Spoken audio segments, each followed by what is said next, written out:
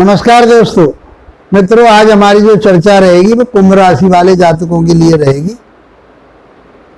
1 मई 2024 को गुरुदेव मेष राशि को छोड़कर के दैत्यों के गुरु शुक्राचार्य जी की राशि वृषभ राशि में प्रवेश करने जा रहे हैं। राशि परिवर्तन हो रहा है 1 मई 2024 को और ये 12 वर्ष के बाद इस राशि में आ रहे हैं। गुरु का जो गोचर होता है वो 12 वर्ष के लिए रहता है और एक राशि में 1 वर्ष के लिए रहता है। शनि का 30 वर्ष के लिए गोचर होता है और वो एक राशि में 2.5 वर्ष रहते हैं। राहु का 18 वर्ष का गोचर होता है, उस राशि में वापस आने के लिए ये समय लगता है उनके लिए, और वो एक राशि में 1.5 वर्ष तक रहते हैं। तो इस प्रकार से वो पापी ग्रह हैं तो उनकी गणना अलग की जाती है और किस तरह से की जाती है कि उनके कारकत्वों को देखा जाता है, उनकी शुभता अशुभता देखी जाती है। लेकिन गुरुदेव नैसर्गिक रूप से शुभ ग्रह कहे गए।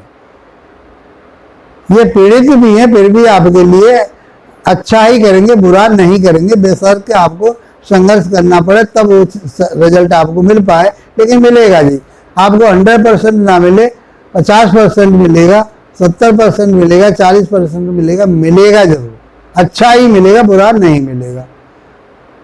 तो गुरु तो आपके लिए बहुत अच्छे होने वाले हैं क्योंकि गुरु आपकी राशि के मुताबिक 4थे भाव में गोचर कर रहे हैं।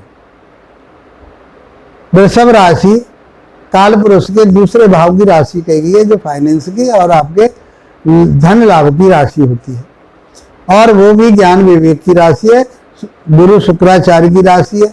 और जब गुरु शुक्राचार्य गुरु की बृहस्पति की राशि मीन में आते हैं तो वो उच्च के कहे जाते हैं, श्रेष्ठ माने जाते हैं।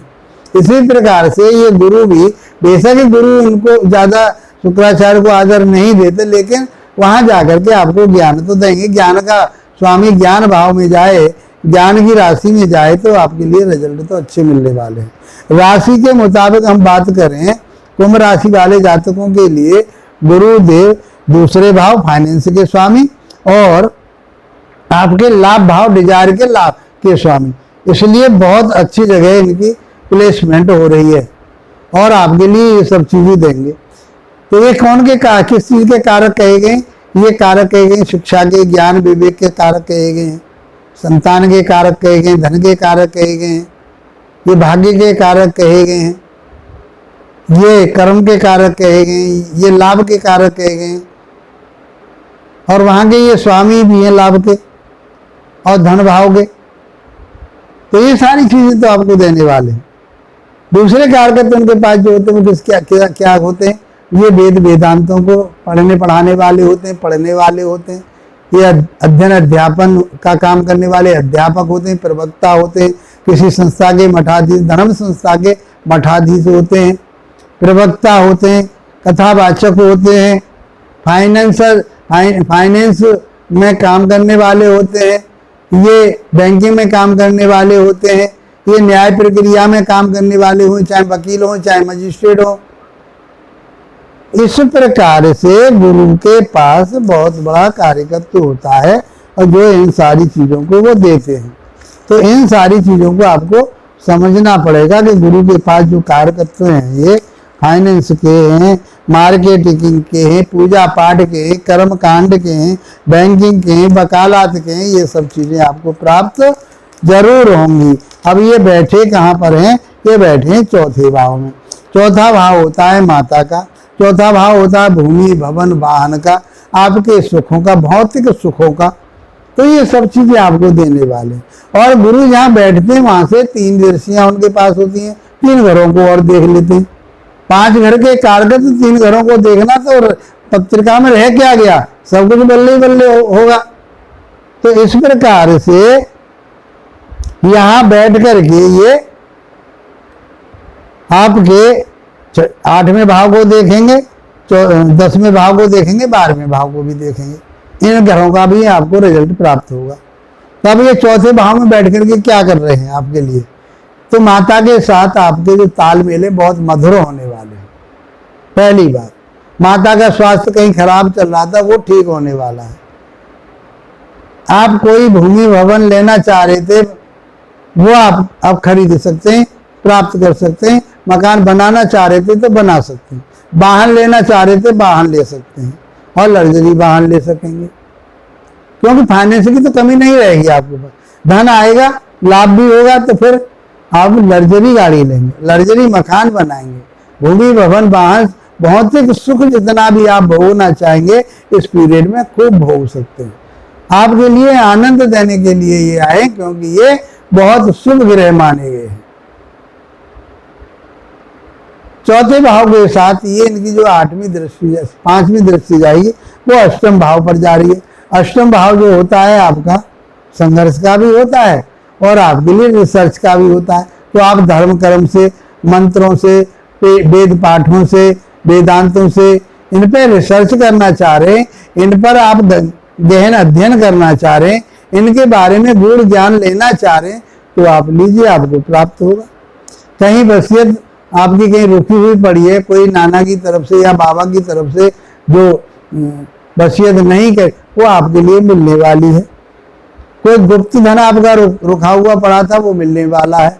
आपकी कोई एफडी थी या कहीं कैसी तरह से आपका कोई पैसा लेकर के दे नहीं रहा था, शायद इस समय आपको प्राप्त हो, प्रयास कीजिए, आपको मिलने वाला है। तो गुरुदेव चौथे भाव में बैठ करके आपके लिए बहुत अच्छा कुछ करने वाले हैं। वाहन संभाल करके चलाएं, चोट पेंट से बच के रहें, ये केयर करनी है आपको। अब इनकी जो 7वीं दृष्टि जाएगी वो कर्म क्षेत्र पर जाएगी। अब कर्म क्षेत्र के बारे में मैंने बताया, जो इनके कारकत्व हैं, ये टीचिंग का काम करते हैं, टीचर हैं, प्रवक्ता हैं, एजुकेशन से जुड़े हुए फील्ड में काम करते हैं, वेद वेदांतों के काम, वेद वेदांत पढ़ते हैं या पढ़ाते हैं। आप कानून वकालत करते हैं, कानून व्यवस्था से जुड़े हुए हैं, बैंकिंग से जुड़े हुए हैं, मार्केटिंग से जुड़े हुए हैं, फाइनेंस से जुड़े हुए हैं, पूजा पाठ से जुड़े हुए हैं। बहुत कार्य करते हैं गुरु के पास। आप कोई सलाहकारिता का काम करते हैं, आप ज्योतिष का काम करते हैं, आप वास्तु का काम करते हैं, तो ये समय आपके लिए बहुत गोल्डन पीरियड है। खूब लाभ उठाइए इस चीज का, आपके लिए लाभ मिलेगा, फायदा होगा। और यहाँ से बैठ करके गुरुदेव की दृष्टि जो जाएगी वो 9वीं दृष्टि 12वें भाव पर जाएगी, तो खर्चा भी होगा। 12वां भाव खर्चे का होता है, लेकिन अच्छे कर्मों पर, अच्छे कामों पर वो खर्चा होगा। किसी बेटी की, गरीब की बेटी की शादी है, उसमें आप खर्च कर सकते हैं, किसी की सहायता कर सकते हैं, धर्म कर्म से जुड़े हुए कामों में कहीं डोनेशन देना है वहाँ आप दे सकते हैं, आप भूमि भवन वाहन पर आप अपना खर्चा कर सकते हैं। तो कुल मिलाकर आप अपने परिवार के ऊपर भी खर्चा कर सकते हैं। तो वाणी आपकी बहुत गंभीर रहेगी, परिवार में आपके में बहुत अच्छा तालमेल बना रहेगा, आपका परिवार उन्नति करेगा, आप भी उन्नति करोगे, पैसे को इकट्ठा कर पाओगे, आप भूमि भवन वाहन ले पाओगे, गूढ़ ज्ञानों से जुड़ पाओगे। आपका जो कर्म है वो कर्म आप जो मैंने बताए वो आपके अच्छे रहने वाले हैं, और आप विदेश से जुड़ करके लाभ प्राप्त कर पाओगे। ये सब चीजें गुरुदेव आपको दे रहे हैं, इनका लाभ उठाइए। यदि इन चीजों में आपको कमी नजर आ रही है तो फिर क्या करें? तो छोटे से उपाय आप कर लीजिए। भगवान विष्णु की आराधना कीजिए, विष्णु सहस्र नाम के पाठ कीजिए, ओम नमो भगवते वासुदेवा का नित्य प्रतिदिन पाठ कीजिए, गुरु के बीज मंत्रों का जाप कीजिए। मैं समझता हूं कि ये वर्ष आपके लिए बहुत अच्छा होने वाला है। मित्रों, आपकी उन्नति हो, तरक्की हो, आप गेन करें। इसी के साथ आप लोगों का धन्यवाद, नमस्कार।